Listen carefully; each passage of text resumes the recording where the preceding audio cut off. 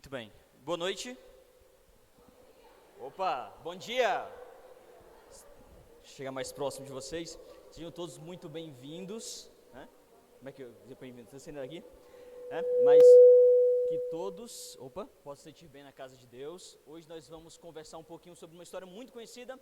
Então, por favor, abra sua Bíblia, livro de Jonas, certo? Nós vamos conversar sobre este profeta. Então, a irmã estava apresentando o famoso PH, a gente nem conhece, mano. Nunca nem viu. Né?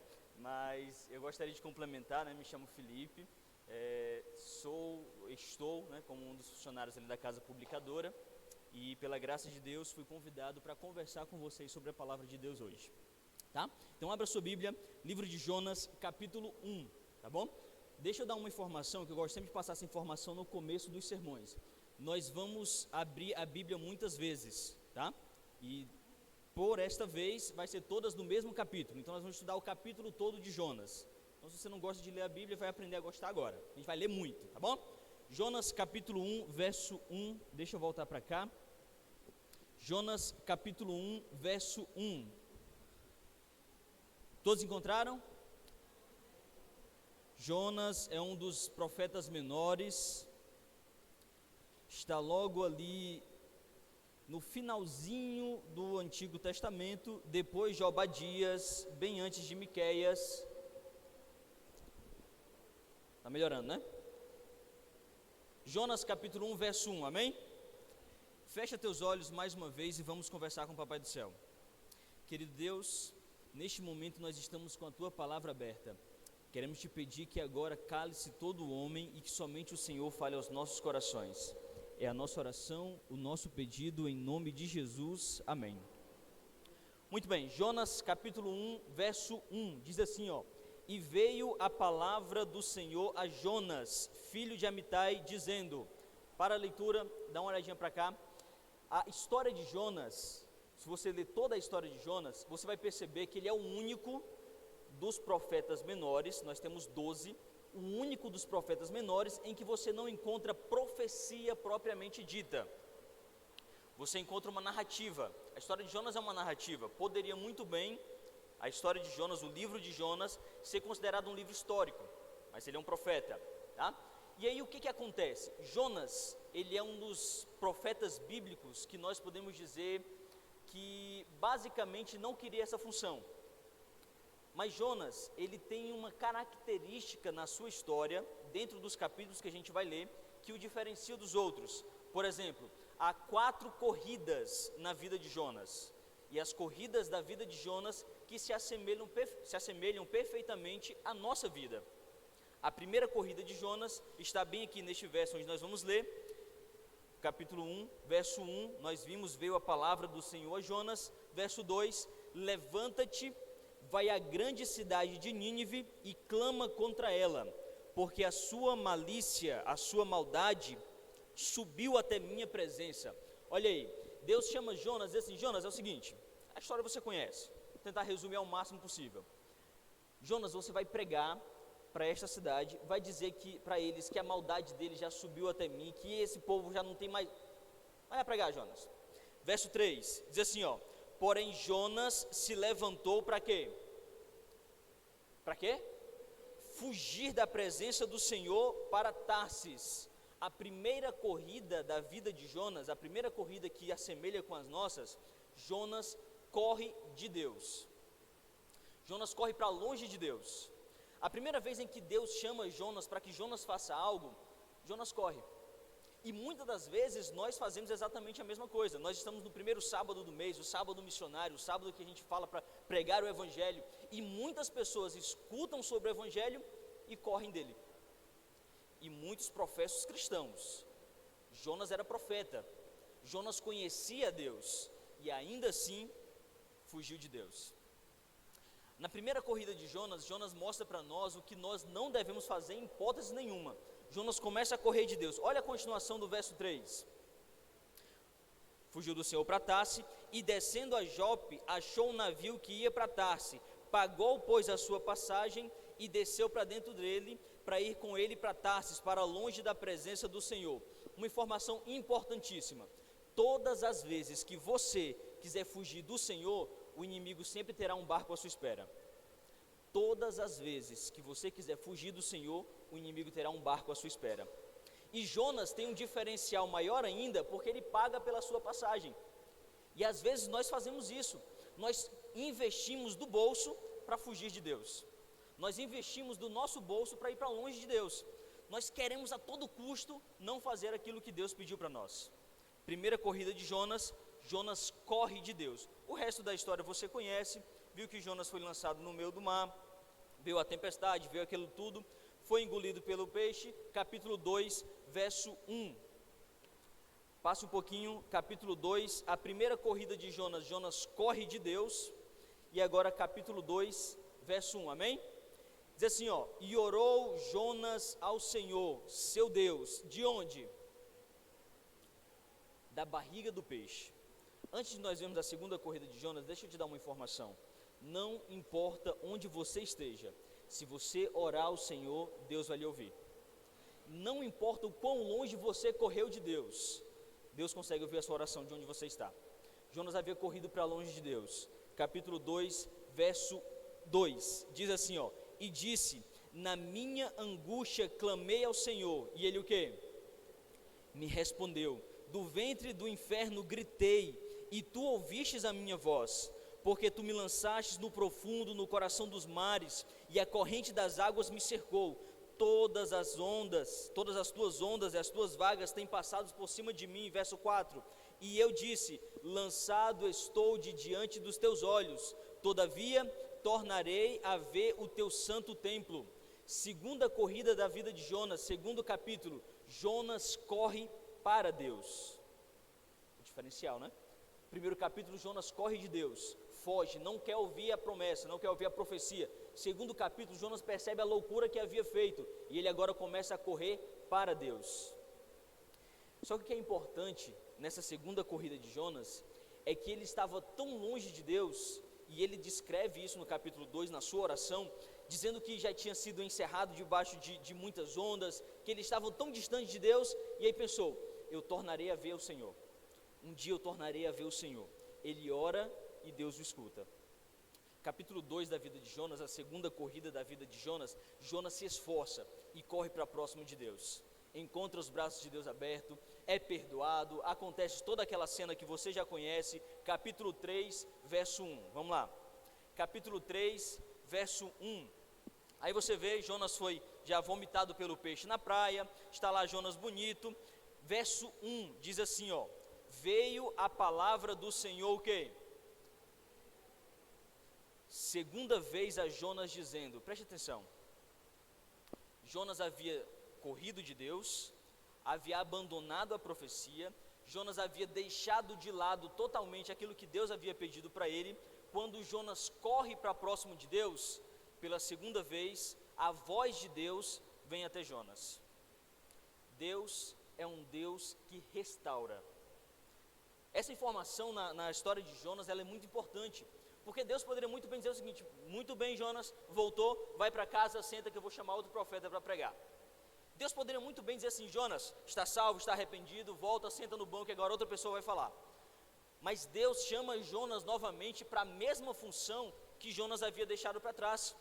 No capítulo 1, quando Jonas corre de Deus, ele abandona completamente a profecia. Mas no capítulo 2, quando ele corre para Deus, Deus o aceita de volta. Sabe qual é o problema muitas vezes que nós enfrentamos? É que nós achamos que Deus não vai nos aceitar de volta. Nós olhamos para Deus como o filho pródigo olhou para o seu pai e disse assim: Senhor, me aceita só como um dos teus servos. Precisa nem eu voltar a ser profeta não, precisa nem eu voltar a ser filho teu não. Um dos teus servos já é suficiente para mim, já está tudo certo. Deus nos restaura, talvez não nesta terra, mas na nova terra sim. Capítulo 3, verso 2, diz assim, ó: levanta-te, olha a mensagem de Deus novamente para Jonas: levanta-te, vai à grande cidade de Nínive e prega contra ela a mensagem que eu te disser. Deus chama Jonas e meio que faz um déjà vu na vida de Jonas. Diz assim: Jonas, eu vou te dizer a mesma coisa. Levanta, vai para Nínive e prega contra ela. Verso 3, diz assim, ó, a terceira corrida da vida de Jonas: e levantou-se Jonas e foi para onde? Para Nínive, segundo a palavra de quem? Do Senhor. Capítulo 1, Jonas corre de Deus. Capítulo 2, Jonas corre para Deus. Aqui no capítulo 3, Jonas corre com Deus. Jonas escuta a voz de Deus, escuta o que Deus quer para ele, e Jonas começa a correr com Deus.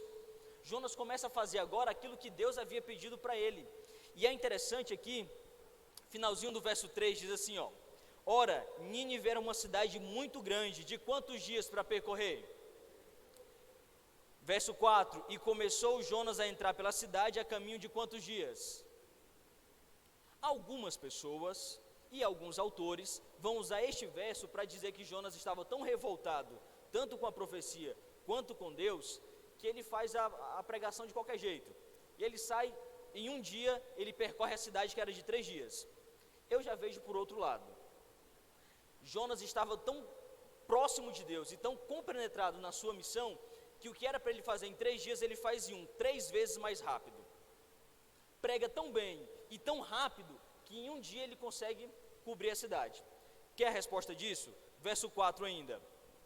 E começou Jonas a entrar pela cidade, caminho de um dia, e pregava dizendo: ainda 40 dias e Nínive será o quê? Subvertida ou destruída em algumas versões. E os homens de Nínive fizeram o quê? Creram em Deus. Detalhe importante: quando você começa a correr com Deus, as pessoas acreditam em Deus. Quando você começa a fazer algo que Deus pediu para você fazer, as pessoas olham para Deus. E esse é o diferencial da vida de Jonas do capítulo 3. Ele está correndo com Deus. Ele começa a pregar sobre Deus. E a pregação dele é tão forte que o povo começa a acreditar em Deus. E continua, verso 5. E proclamaram o jejum e vestiram-se de saco, desde o maior até o menor. Verso 6. Esta palavra chegou também a quem? O rei. A palavra de Jonas, a palavra da pregação, aquilo que Jonas estava fazendo, chega até o rei. E a importância daquilo que Jonas estava fazendo é tão grande, que o rei, continuação do verso 6, e ele, o rei, levantou-se do seu trono, tirou de si as suas vestes, cobriu-se de saco e sentou-se sobre cinzas.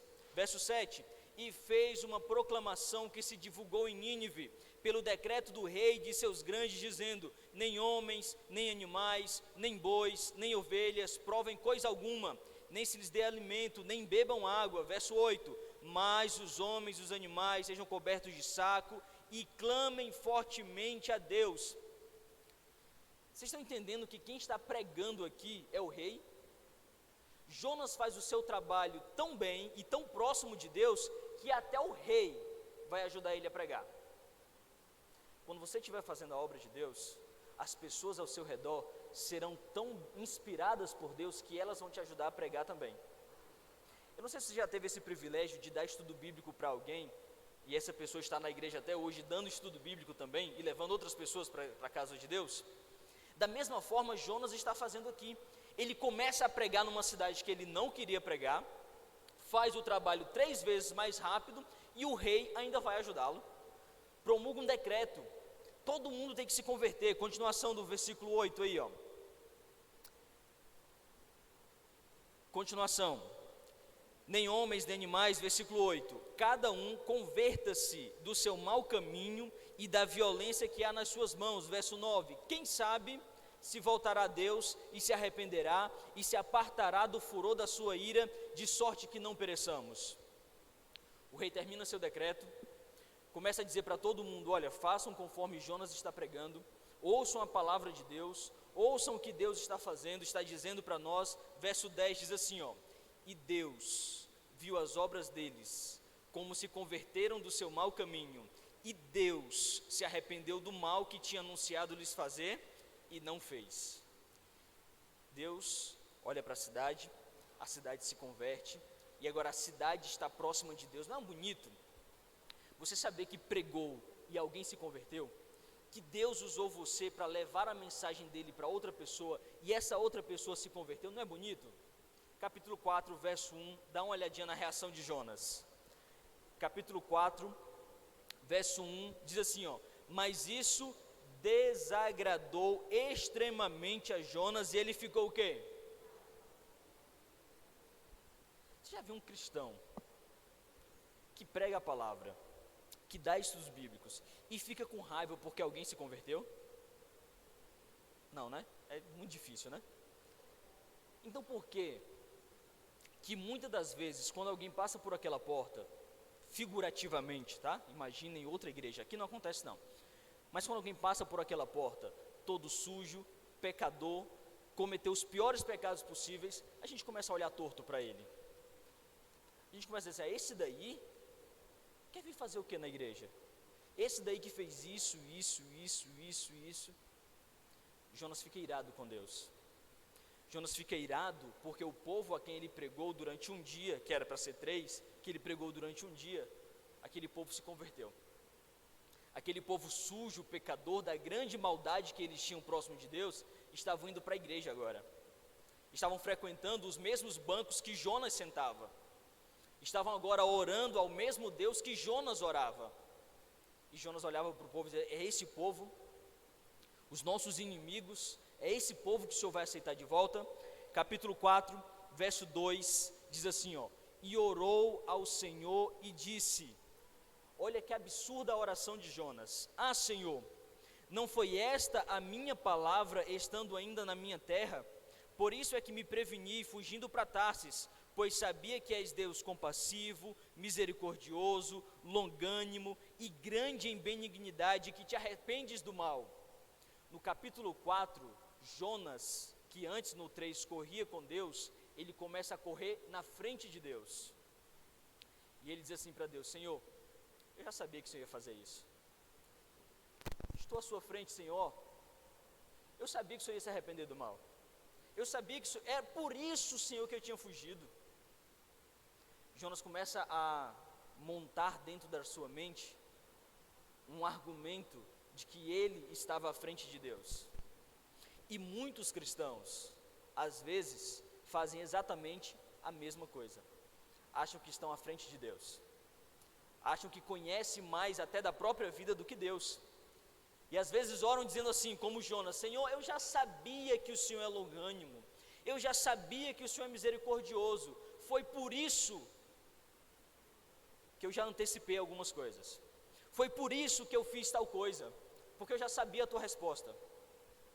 O Jonas do capítulo 4, lembra-se do Jonas do capítulo 1, dizendo, foi por isso que eu fugi do Senhor, foi por isso que eu fui para longe, porque eu já te conhecia. Sabe qual é a pior parte do capítulo 4? Do Jonas que corre na frente de Deus, é que ele já estava próximo de Deus, tão próximo de Deus, que ele pode dizer que conhecia Deus, conhecia algumas coisas de Deus, a misericórdia de Deus, já que no capítulo 2 ele havia corrido para Deus e Deus havia aceitado de volta. Capítulo 4, verso 3, diz assim, peço-te, pois, ó Senhor, tira-me a vida, porque melhor me é morrer do que viver.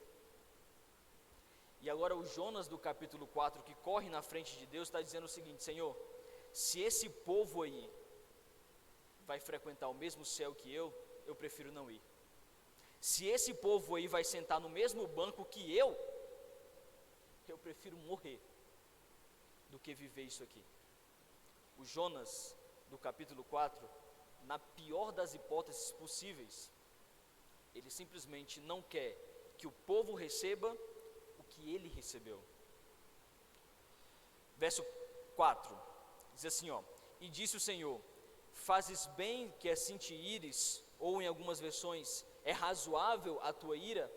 Tem alguma razão para você estar irado desse jeito? Verso 5, então Jonas saiu da cidade e sentou-se ao oriente dela. Jonas dá as costas para Deus, senta-se ao oriente dela e fez uma cabana, e sentou-se debaixo dela à sombra, até ver, olha o final do verso 5, o que aconteceria com a cidade.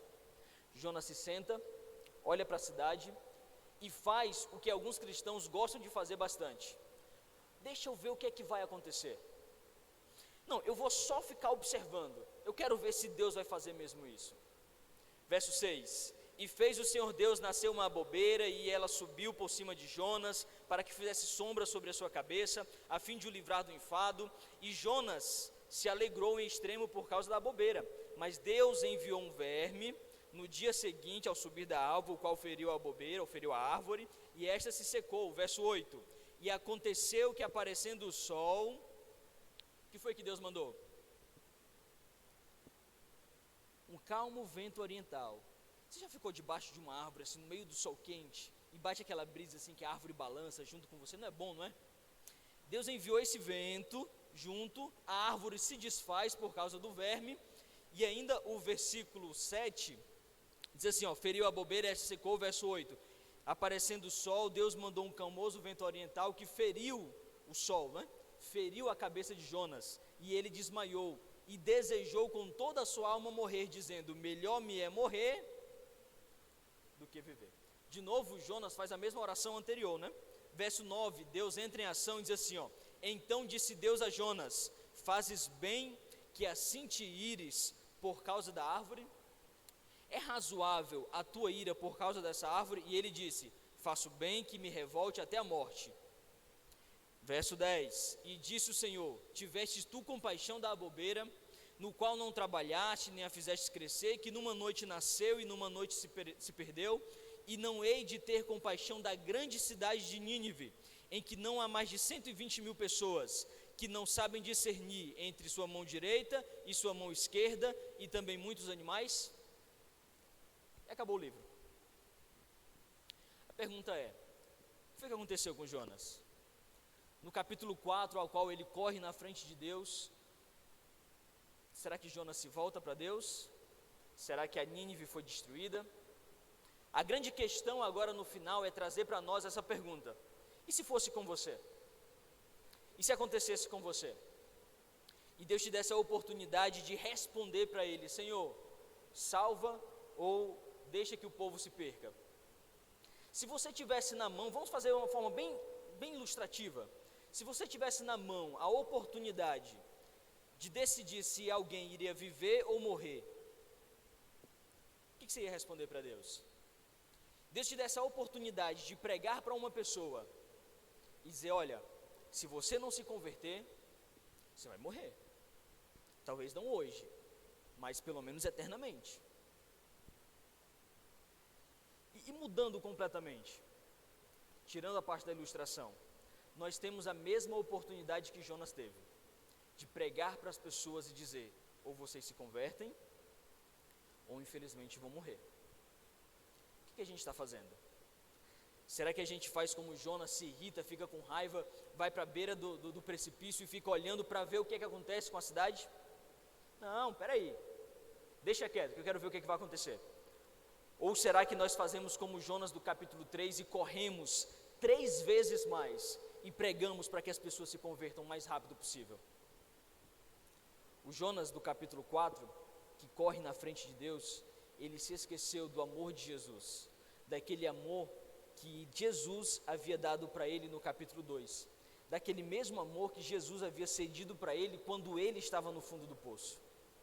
O Jonas do capítulo 4 representa muitos cristãos, anos depois que se convertem, que se esqueceram, que Lamentações capítulo 3, verso 22 diz que as suas misericórdias se renovam todas as manhãs.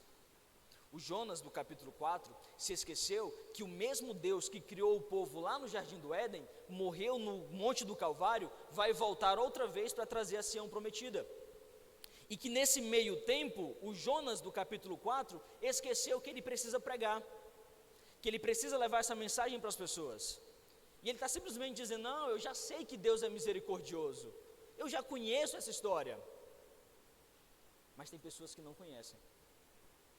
Tem pessoas que não sabem quem é Deus.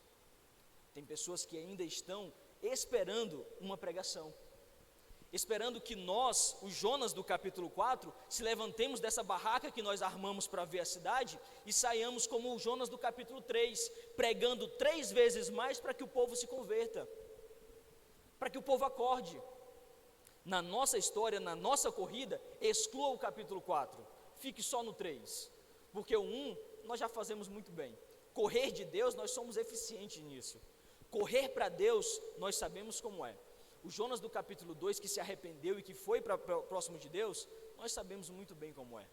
Se nós estamos sentados aqui é porque Deus permitiu que eu e você nos arrependêssemos e voltássemos para Ele. Só que o livro de Jonas não termina no capítulo 2.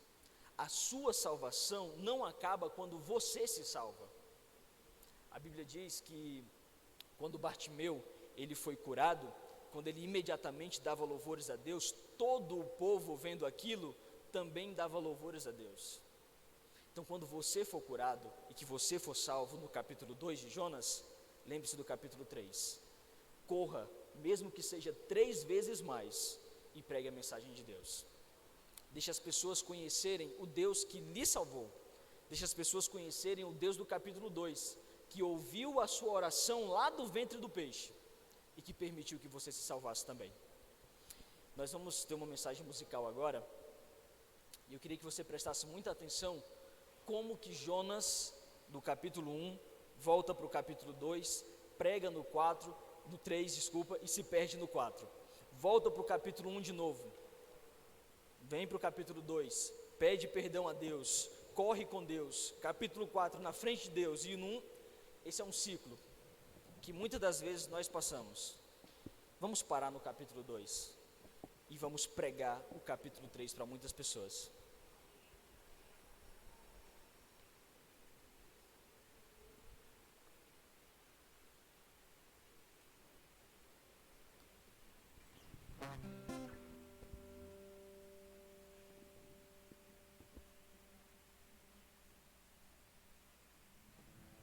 No capítulo 2 podemos observar que Jonas orou no ventre, na barriga de uma baleia. E na mensagem aos jovens, Ellen White fala que oração é a respiração da alma. Que a gente não possa deixar de orar, porque é ela que nos vai manter de pé todos os dias. Nossa ligação com o nosso Senhor, orando, conversando, externando todos os nossos problemas, todas as nossas dificuldades, todos os nossos anseios. Estou tentando descrever o que vai no coração, sentimentos que dão dentro de mim, frases soltas pra contar, tanta coisa pra dizer, conversar sem me importar com porquê. Basta crer, estar em oração, confessar, reconhecer. Eu aceito, ó Deus, minha condição. Quero estar ligado a Ti.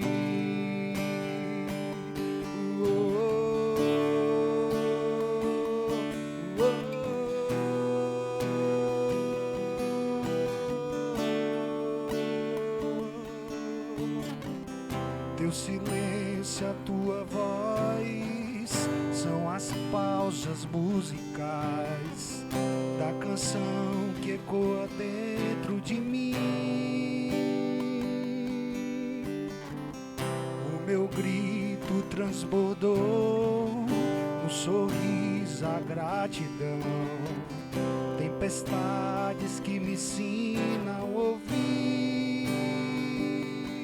Basta crer, estar em oração, confessar, reconhecer.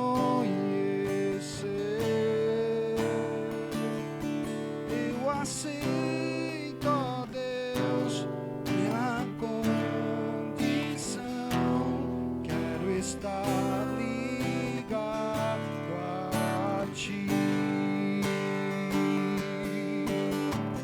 Venha a nós o vosso reino, seja feito o teu querer, nesta terra e também no céu. Que eu vença ao ser tentado, nos livrai de todo mal. Teu é o reino para sempre, amém.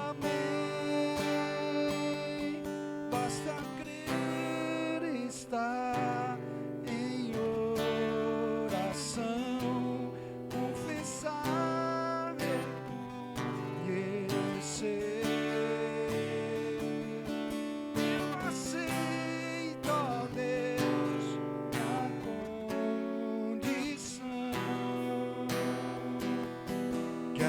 estar ligado a ti.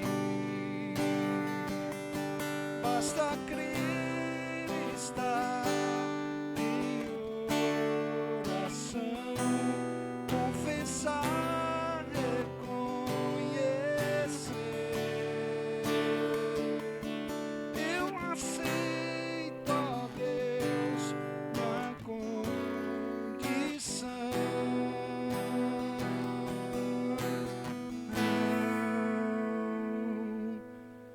Quero estar ligado a ti. Quero estar ligado a ti. Amém. O Jonas, do capítulo 2, ele deixou para nós uma orientação muito forte. O verso 1 do capítulo 2 diz assim, ó: e orou Jonas ao Senhor seu Deus do ventre do peixe. Mais uma vez, não importa onde você esteja, você pode levantar uma oração a Deus e Ele vai te ouvir. Feche teus olhos, vamos conversar com o Papai do Céu mais uma vez. Pai querido, muito obrigado, Senhor. Obrigado porque mesmo sendo o Jonas do capítulo 1, mesmo sendo aqueles que correm para longe de Ti, o Senhor é o Deus de todos os 4 capítulos. O mesmo Deus que nos vê correr, o mesmo Deus que nos recebe de volta quando corremos para Ti, o mesmo Deus que corre do nosso lado e o mesmo Deus que triste nos vê correr na Tua frente.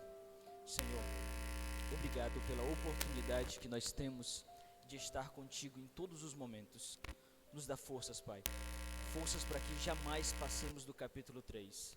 Forças para que jamais deixemos de correr ao Teu lado.